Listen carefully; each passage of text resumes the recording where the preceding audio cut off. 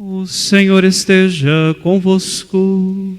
Ele está no meio de nós. Proclamação do Evangelho de Jesus Cristo, segundo Marcos. Glória a vós, Senhor. Naquele tempo, Jesus disse à multidão: o reino de Deus é como quando alguém espalha a semente na terra. Ele vai dormir e acorda noite e dia, e a semente vai germinando e crescendo, mas ele não sabe como isso acontece. A terra por si mesma produz o fruto. Primeiro aparecem as folhas, depois vem a espiga, e por fim os grãos que enchem a espiga. Quando as espigas estão maduras, o homem mete logo a foice, porque o tempo da colheita chegou. E Jesus continuou: com que mais poderemos comparar o reino de Deus? Que parábola usaremos para representá-lo? O reino de Deus é como um grão de mostarda, que ao ser semeado na terra, é a menor de todas as sementes da terra. Quando é semeado, cresce e se torna maior do que todas as hortaliças, e estende ramos tão grandes que os pássaros do céu podem abrigar-se à sua sombra. Jesus anunciava a palavra usando muitas parábolas como estas, conforme eles podiam compreender. E só lhes falava por meio de parábolas, mas quando estava sozinho com os discípulos, explicava tudo. Palavra da salvação.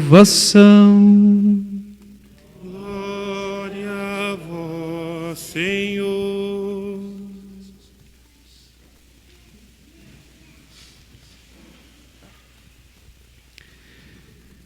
Meus caros irmãos e irmãs, nós somos convidados pelo salmista de hoje a agradecermos ao Senhor. E disse o Salmo: como é bom agradecermos ao Senhor. E nós poderíamos nos perguntar: o que é que nós temos de tão grande? O que é que recebemos de tão especial, que é importante, que temos que agradecer ao Senhor nosso Deus? E uma das indicações para a resposta nós encontramos nas leituras que ouvimos nesta noite. O povo de Israel, quando foi libertado da casa da escravidão, quando saíram do Egito, caminharam pelo deserto e chegaram na terra prometida, guardavam consigo a lembrança de algumas promessas que Deus havia feito. Uma delas, a promessa de que aquele povo sempre teria terra, um lugar onde pudessem morar, construir as suas casas. Este povo teria um rei e sempre haveria no trono um descendente de Davi, o grande rei que Israel teve. O povo contaria também com a bênção de Deus. Esta nunca lhe seria tirada. E de posse destas memórias, de repente, o povo foi levado para o exílio. A cidade de Jerusalém foi invadida, Nabucodonosor leva o povo para a Babilônia, e lá o povo entra numa crise de fé. Onde está este Deus que nos prometeu que sempre teríamos uma terra? Agora estamos no exílio, esta terra não é nossa. Onde está o nosso rei que Deus havia prometido? E agora, onde está esta bênção de Deus? Nós que de novo sofremos, padecemos, como podemos dizer aos outros desta bênção de Deus? E meus irmãos e irmãs, este é o contexto da primeira leitura que nós ouvimos na missa de hoje. E no meio desta crise de fé, o profeta Ezequiel trará palavras de conforto ao povo. Disse ele pela boca de Deus: eu vou retirar um broto, vou plantar novamente em Jerusalém este broto, ele vai crescer, vai florir, vai germinar, novamente dará frutos. O povo escuta esta profecia e compreende que o profeta está dizendo que Deus novamente fará daquele seu povo um grande povo. Trará a eles novamente a sua terra, o seu rei e a sua bênção. E a leitura que nós ouvimos termina com o Senhor dizendo: eu abaixo a árvore alta e elevo a árvore baixa. Faço secar a árvore verde e brotar a árvore seca. Em outras palavras, o profeta está nos dizendo que Deus é o Deus do impossível. E meus irmãos e irmãs, quando nós olhamos para o crucificado, temos a resposta desta presença de Deus, que é capaz de renovar a nossa vida e também a nossa esperança. Porque dali, do alto da cruz, onde só havia morte e destruição, Deus faz nascer novamente a vida e a libertação. Das grandes tragédias da história do povo de Israel, Deus sempre soube do mal tirar o bem. E é assim também que acontece na nossa vida.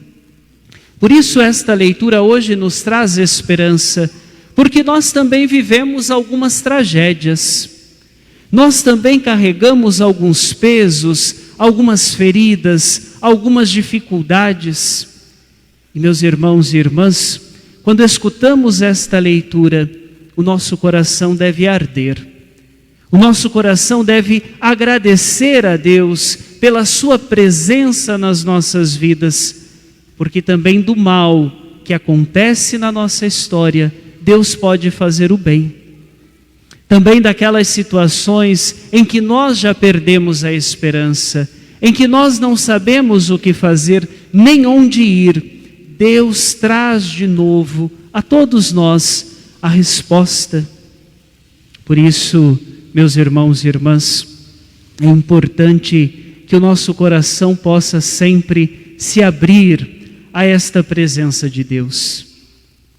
É preciso nos abandonarmos no nosso Senhor, porque é Ele quem cuida de nós. O Evangelho nos disse: o homem planta, rega, mas é Deus quem faz crescer. Isto acalma muito o nosso coração. Às vezes nós queremos fazer tudo. Às vezes achamos que tudo depende de nós e que somos nós que vamos fazer, e por isso ficamos frustrados e tristes. Às vezes você até se lamenta: eu não sei nem mais o que dizer para os meus filhos. Eu já ensinei, já orientei, já falei o que deviam fazer, mas eles não escutam. Quantas vezes nós já não choramos e repartimos com os irmãos as dificuldades da nossa família? Talvez o seu esposo, a sua esposa, aquele milagre que nós tanto queremos, pedimos, necessitamos. E meus irmãos e irmãs, se acharmos que depende apenas de nós, nós iremos desistir. Por isso hoje a palavra de Deus nos convida a perseverar na nossa oração, perseverar na nossa confiança em Deus, na certeza de que é Ele quem realiza todas as coisas e Ele está trabalhando. Deus não nega a sua presença, Deus não mente para o seu povo, Deus não faz promessas que Ele não pode cumprir. A primeira leitura nos disse: eu digo e faço. Esse é o nosso Deus. Esperamos nele, confiamos nele, porque Ele disse e Ele fez. Porque Ele diz e porque Ele faz. E porque até o fim dos tempos Ele continuará dizendo e continuará fazendo. É assim, meus irmãos e irmãs, que o reino de Deus vai crescendo entre nós. E todos nós somos convidados a permitir que este reino de Deus comece a crescer dentro de nós. A igreja nos ensina: o reino de Deus se completará na eternidade. Quando partirmos para a casa de Deus, quando todos estivermos lá, o reino será em plenitude. Mas a igreja também nos ensina, por meio da palavra de Jesus, que o reino de Deus já está entre nós. É aqui nesta terra que vamos aprendendo a experimentar um pouco daquilo que será a maravilha do reino de Deus. E todos nós contribuímos. Quando nós abrimos o nosso coração para a conversão, quando abrimos o nosso coração para amar e para perdoar, quando trazemos palavras de esperança, quando ajudamos as pessoas, são pequenos sinais do reino de Deus que já está entre nós. Por isso você, eu, todos nós, somos chamados a colaborar para que este reino cresça. E você poderia se perguntar: mas padre, eu tão pequeno, que talentos tenho eu? Que vocação tenho eu? Quem sou eu para contribuir para com o reino de Deus? E a resposta está também no evangelho que ouvimos. O grão de mostarda, a menor de todas as sementes, quando plantada, cresce, dá frutos, os pássaros se abrigam nela. É assim também com a nossa vida. Nunca saberemos quantas pessoas se converteram porque viram o nosso modo de ser. Nunca saberemos o quanto nós impactamos na vida das pessoas, trouxemos a elas novamente esperança por alguma palavra, talvez algum gesto, um sorriso, um abraço. Meus irmãos e irmãs, o reino de Deus vai crescendo e não depende de nós, depende de Deus. Mas nós temos a nossa responsabilidade: semear, fazer aquilo que estiver ao nosso alcance, para que as pessoas possam encontrar-se com o nosso Deus. E Ele assim, agindo nos corações, fará com que o seu reino cresça no meio de nós. Peçamos então, ao celebrarmos este 11º domingo do tempo comum, que tenhamos a alegria de experimentar o Senhor, que na nossa vida também realiza maravilhas, e que assim, usando de nós, o seu reino continue a crescer. Num instante, abaixe um pouquinho a sua cabeça diante da presença de Deus e peça ao Senhor, assim como trouxe esperança ao povo que estava no exílio, que Ele traga esperança também ao seu coração. Que você não tenha medo do mal, o Senhor sempre faz nascer o bem. Da morte, Ele tira a vida, da cruz a salvação.